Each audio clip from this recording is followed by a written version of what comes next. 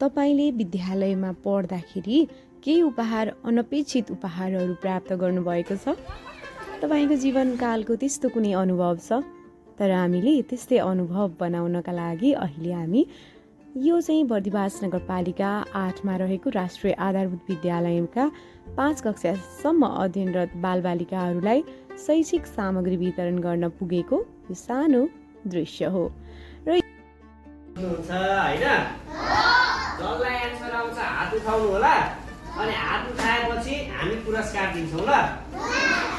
ल मैडमलाई क्वेशन सोधिदिनु पर्छ।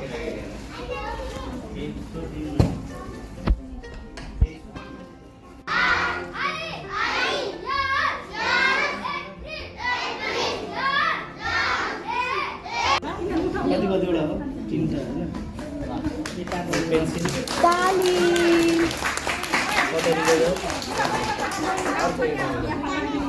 हाम्रो अदर दिनु होला है। हुन्छ भिडियो गर्नु न, म पनि आइहाल्छु। अलि मजालेसम्म मार्दिनु एक बसेर हेरसर मारिदिनु।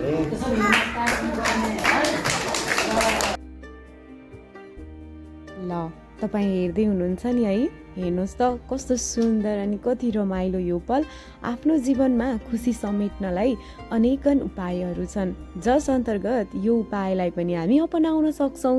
तपाईँ आफै पनि सामेल हुन सक्नुहुन्छ यो खुसीमा। आउनुहोस्, सबैका लागि हामीसँग जोडिनुहोस् र तपाईँको सहयोगी मनलाई अझ धेरै आफ्नो मनलाई चाहिँ ठुलो र दयालु बनाउनुहोस्। कपी डट पेन्सिलहरू जतिवटा विषय छ त्यतिवटा एक वर्षको कपी लेख्नलाई डट दिन्छौँ हैन।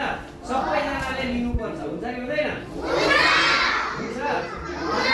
लिएपछि राम्रोसँग पढ्नु पनि पर्छ, हुन्छ कि हुँदैन? ल त्यसो हो भने सबजनाले एकचोटि ताली बजाइदिने।